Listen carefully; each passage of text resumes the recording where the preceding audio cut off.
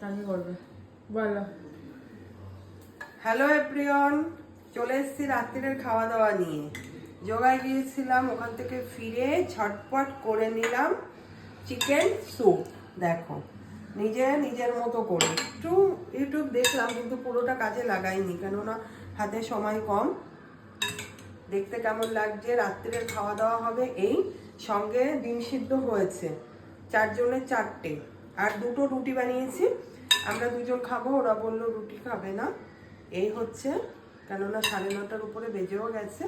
এই খেলে আর কিছু খেতেও হবে না, তাই এই রাত্রিরে এই খাওয়া দাওয়া চলবে।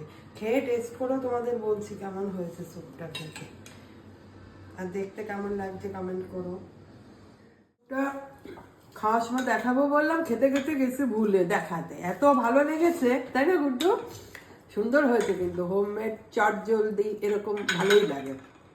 আর একটা রুটি বললাম, এই যে নারকেলের শাঁস আর তিলের নাড়ু দিয়ে খাচ্ছি। কে দিয়েছে বলা যাবে না, কেউ দিয়েছে খেতে। যাই হোক, চলো